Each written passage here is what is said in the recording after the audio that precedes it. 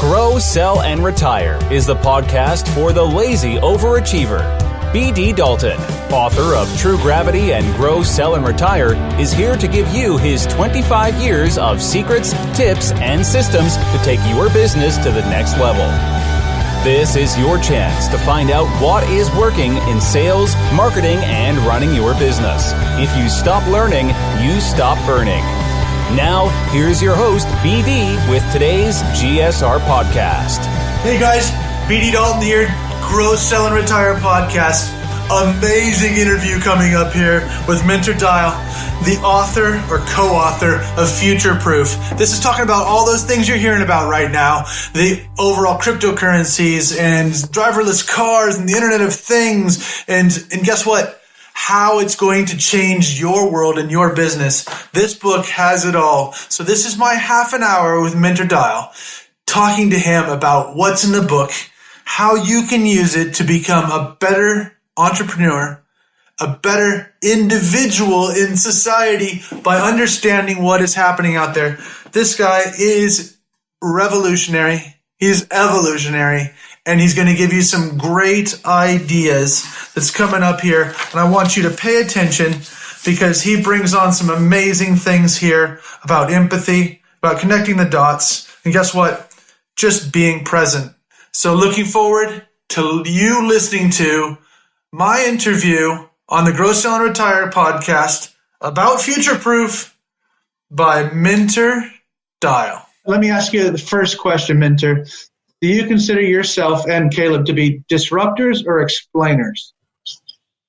Well, as far as the book is concerned, I think we're more explainers. Maybe we're trying to explain either to disrupt or how to fend off disrupting forces that are coming into your industry or your sector. So ultimately, we're explainers. At the same time, maybe Caleb and I, in our own lives and in the way we operate, we try to be disruptors as well. So, but within the context of the book, I think we're more explainers.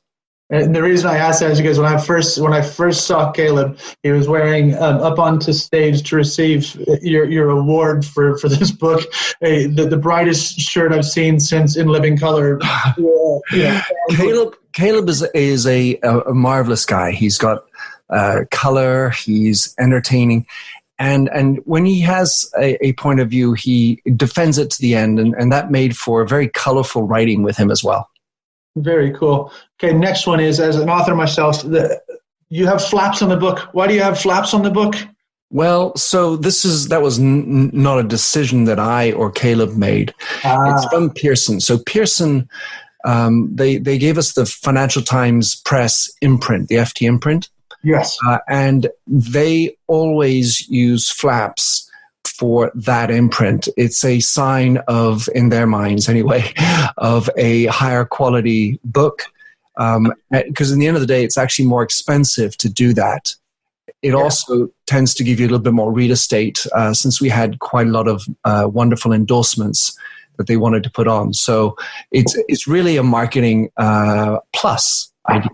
No, it's really cool. It's really cool. It was just one of those, and I've actually used it to kind of mark my next question, which was, you've got the 10 most important, or the 10 most important characteristics of basically you being you.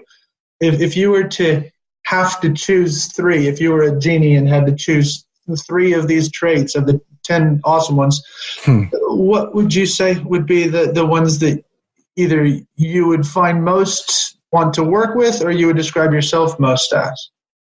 All right. Well, so these come in the context of a mindset idea. So what we're looking at is suggesting that if you want to deal with disruption or be a disruptor, one of the things that's important is that for everybody in the organization to take on these types of characteristics. So we call it the Chief Mindset Officer, the CMO attitude, which is not something you delegate to the CMO if there is such a thing on your team. It is actually something that everybody needs to have or wants to have within your organization. So hopefully starting with who you have within, and then of course looking at who you recruit without. As far as the ones that I think I have versus the ones I like to be with, well, let's start with maybe the one that I think is definitely in common, and that is empathy. It's a truly interesting topic. And let's say that a lot of people are talking about empathy. I really think that the challenge is keeping empathy and knowing how to have empathy with the different levels. So that means with your children, with your colleagues, with your employees who are working for you, as well as your boss, and figuring out what works for them. So empathy is the one that I would signal. A second one that I probably would say is all about me is connecting dots. And this sort of speaks to this chaotic world we live in where we have so many things going on. One of the great talents is to be able to sit back occasionally and think about everything that's happening and try to connect the dots between these sometimes random encounters or random events in your life or in your business. The way I like to fit in with that idea is in connecting people, not just dots, but also in connecting people. And I think, you're as strong as your network these days, because you can't possibly have all the expertise within you. There's so many things you need to know about in order to get on. That's amazing. And the front of the book actually kind of brings that all together, doesn't it? With the current cover has the dots and the brain and everything coming together and the synapses or whatever, the connectivity. And that makes it, and I think that's the thing that people don't understand is how they can put the story together. They know that there's some moving parts out there, but they can't bring it together, and they can't figure out how connections can come together for the good of everybody, for an ecosystem versus just themselves. It's an interesting way to bring everybody together, but connecting the dots is, I would completely agree. Well, one of the things that's also of interest is the kinds of people who are good at connecting dots oftentimes aren't, your singular experts. That's to say that they might have a portfolio of things that they're good at. They might be studying anthropology, Spanish, and maths. They may be good at all three, but by having different disciplines that they're studying, it gives them something of a leg up in trying to figuring out how to connect the dots. And that's one of the ideas we talk about, the cone-shaped profiles, where as opposed to a T shape where you have one deep expertise, or the pie shape, which is you have two levels of expertise, a cone-shaped one has multiple ones. Anyway, that sort of goes to that point. The last one I would talk about, BD, is about being hands-on. And I really think that this is important, especially for the senior managers. And I don't mean like be control freak and hands-on at the very lowest levels. It actually means getting your hands dirty when it comes to all these technologies. So it's not just about reading about them, but actually going out, using them, trying them out, and learning from firsthand experience what they're about. Because then you're going to be better equipped to deal with them and try to figure out the challenges of bringing them on board.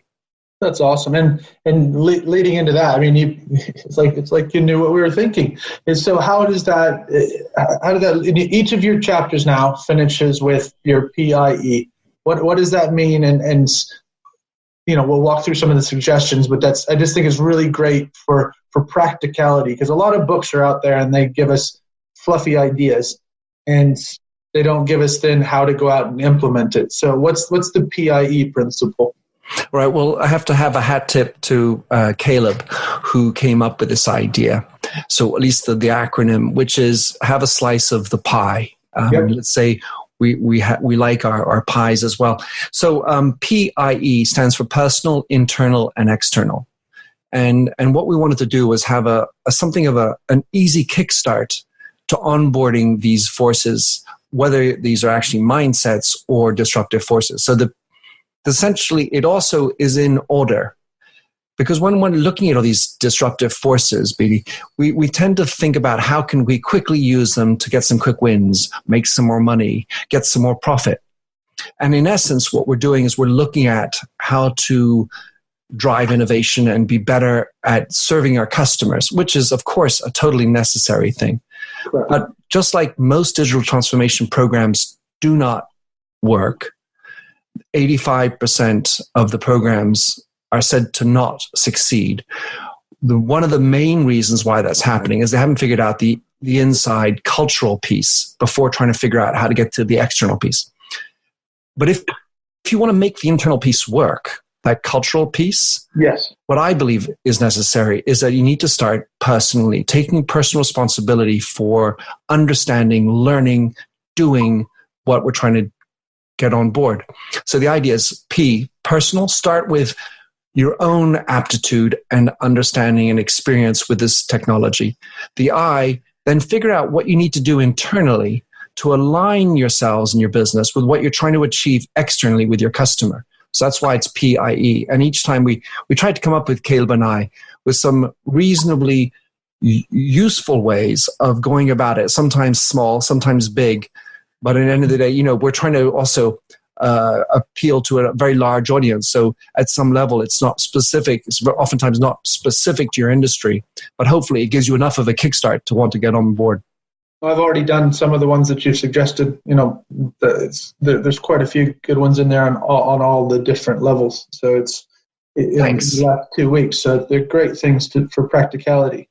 So in the book, talking about, so this is essentially establishing, not being afraid of the future, understanding the future so you can figure out how it works into your life and not worrying about that.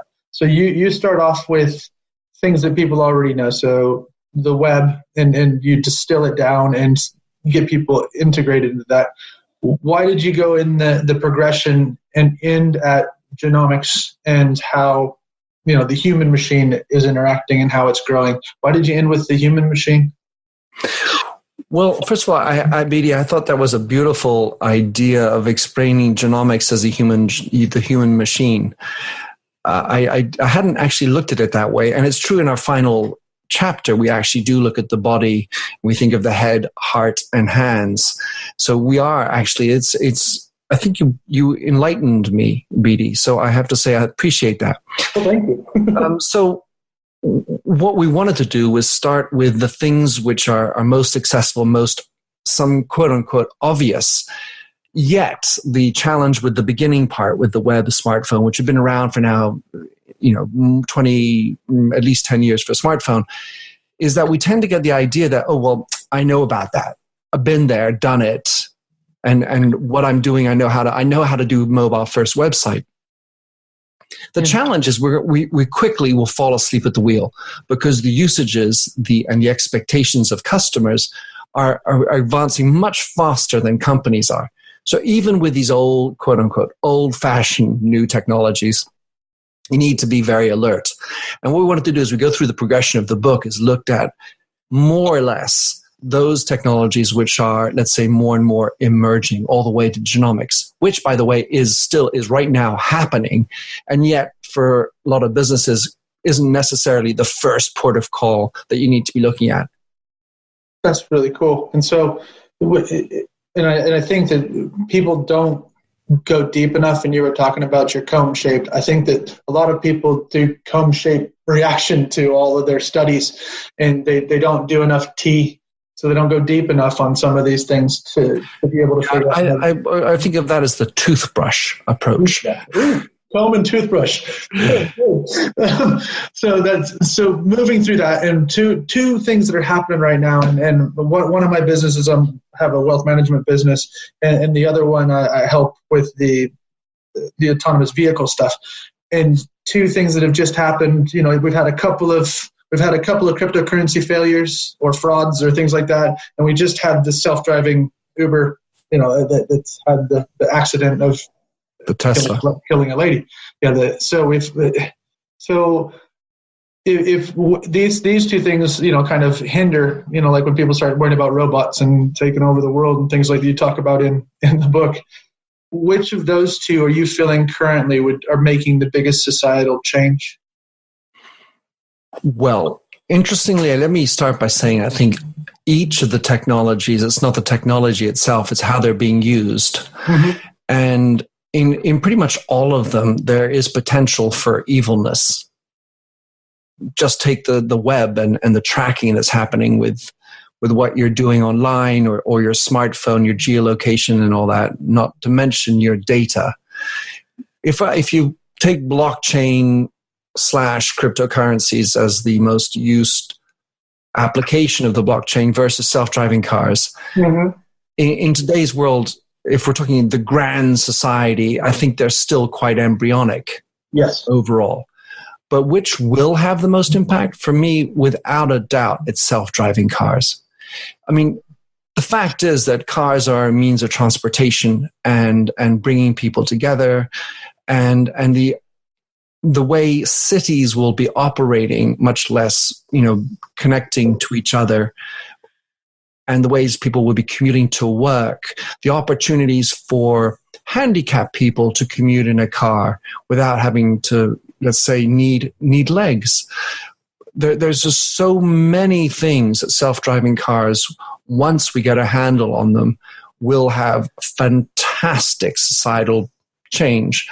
Naturally, we have the ethical questions that underpin, the whole notion of whether you run over the one young kid or the three old people. And that's part of the societal impact that it's going to have. Yeah, but I also think that if you took all the other times that it had worked versus the time that it hadn't, nothing would ever change in society. We'd just still be. We wouldn't light fires because I'm sure somebody got burnt the first time they tried to light a fire. So. I'm sure they did. And then, of course, blockchain and cryptocurrencies are having an impact. And I think that we're just at the beginning of utilization of blockchain. There are so many opportunities and applications that one can come up with blockchain. So it's going to be exciting to see how that evolves and whether the word blockchain, doesn't mutate into some other kind of more maybe convenient type of language. The accessibility to it is going to massively improve. And then we're going to come up with fantastic ways to help, let's say, solve at some level one of the major problems in our world, which is trust. Yes. And and to have a computer or a technology help us improve trust and communication is going to be amazing, like in the AI chapter. And then when you're talking about the self-driving car with your story around the Minority Report sort of travel into work, it's an amazing thought process when you're sitting in traffic and you can actually be doing your video conferencing. Exactly. Just think about it. Even now, let's say that you have a team that is allowed to have a car. Like in England, they often have executive cars. As an HR director, will you be mandating or thinking that people who are coming to work in a self-driving car that you've wonderfully given them, will they have to work as they're being driven in the car? Or will you consider that part of their off time? That is. So yeah, when do they actually start working? When are they clocked on? And that's a very quick, I think, application of how the self-driving cars will start to change the way we operate. No, it's very cool. So I think let's move on to the part where we learn a little bit more about you for a second. Is what type of tech are you using right now that you, on a daily basis, that's changing your life, makes your life easier, that you enjoy? Well, all right. So I'll give you the easy, let's say, practical one, and I think Evernote. Okay. I'm a big fan. It's very robust. It synchronizes across all my devices. And it's a wonderful way of keeping me up to date with all my data, with all my passwords, for example, but also all my notes, whether it's voice memos, JPEGs and scans that I put up. And then the classification is very simple. So that's sort of probably the easiest one I would talk about. Naturally, the fact that it's in the cloud. The other one that I want to bring up, though, BD, is not quite as intuitive, and it's the unsubscribe button. Yes. I've had, I think we have an entire overflow of communications, and there's so many companies that are doing a piss poor job of communicating, and it's very easy just to get into the routine of click, delete, or, click and spam or whatever. And yet there's a more powerful thing to do, which is unsubscribe. And so the unsubscribe for emails is one thing. And the other one is with regard to your network.